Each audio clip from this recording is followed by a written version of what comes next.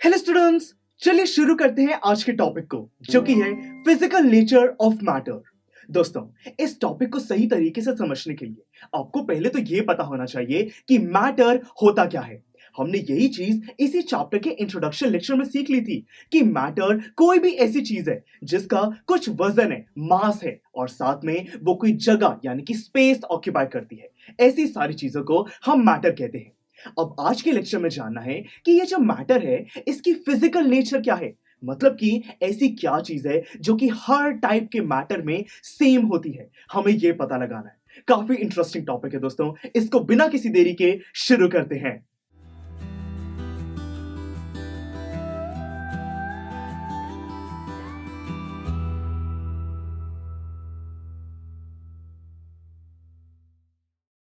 Students, पुराने जमाने में बड़े सारे ऐसे सवाल हुआ करते थे जो कि लोगों को काफी कंफ्यूज कर देते थे। जैसे कि लोग काफी ज्यादा कंफ्यूज हो जाते थे ये सोचकर कि जो हमारा प्लैनेट है, जो अर्थ है, वो कोई गोल बॉल जैसा है या फिर वो एक फ्लैट सरफेस है। फिर दोस्तों, जैसे जैसे साइंस और टेक्नोलॉजी की फील्ड में तरक्की हुई, तब जाके हमें समझ आ गया कि जो अर्थ है डेफिनेटली वो एक बॉल जैसा गोल हमारा प्लैनेट है, कोई फ्लैट सरफेस नहीं है। हमें समझ आ गया था। अब ऐसे ही दोस्तों एक और क्वेश्चन था कि जो मैटर होता है, मैटर हमें पता है क्या है, ये जो मैटर है ये किस चीज का बना होता है, हमें ये नहीं पता था उस टाइम पर। दोस्तों, लोग अलग अलग टाइप की थ्योरी सजेस्ट करते थे।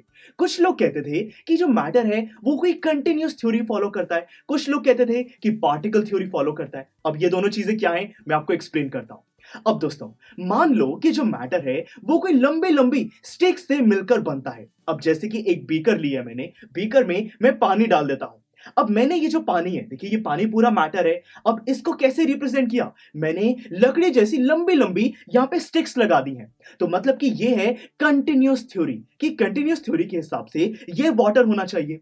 और पार्टिकल थ्योरी कहती है कि जो पानी है या फिर कोई भी मैटर है वो रेत जैसे छोटे छोटे टुकड़ों से मिलकर बनता है। मतलब कि हम ऐसा कुछ कह सकते हैं कि जो छोटी छोटी बॉल्स हैं इन सब से मिलकर पूरा हमारा वाटर बनता है। तो वो है हमारी कंटिन्यूस थ्योरी और ये है सर्कल वाली हमारी पार्टिकल थ्योरी।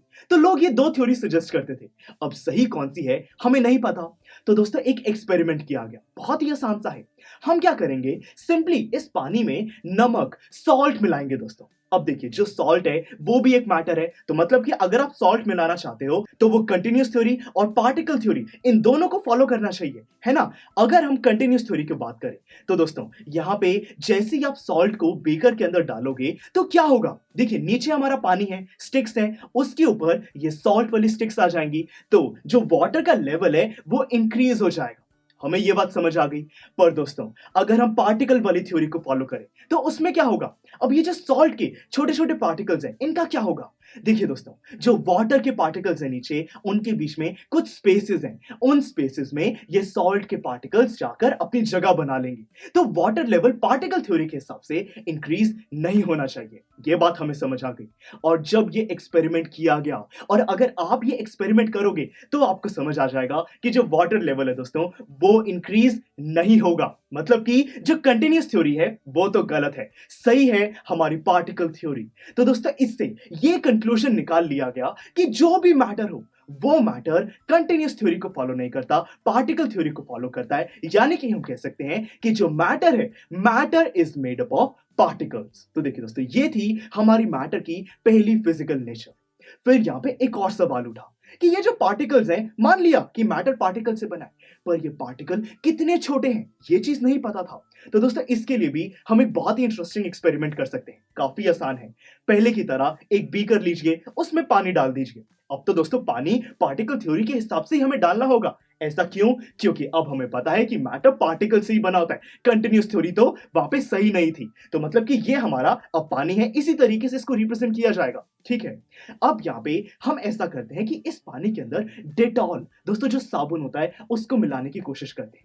अब डेटॉल भी मैटर है, पार्टिकल से मैंने रिप्रेजेंट कर दिया। अब जब वो इसके अंदर डिसॉल्व हो जाएगा, घुल मिल जाएगा, तो हम कह सकते हैं कि वाटर लेवल तो इंक्रीज नहीं होगा। जैसे सॉल्ट मिलाया था वैसे ही हमने डेटॉल मिला दिया। ठीक है। तो इससे हमें क्या पता चला, मैं आपको बताता हूं।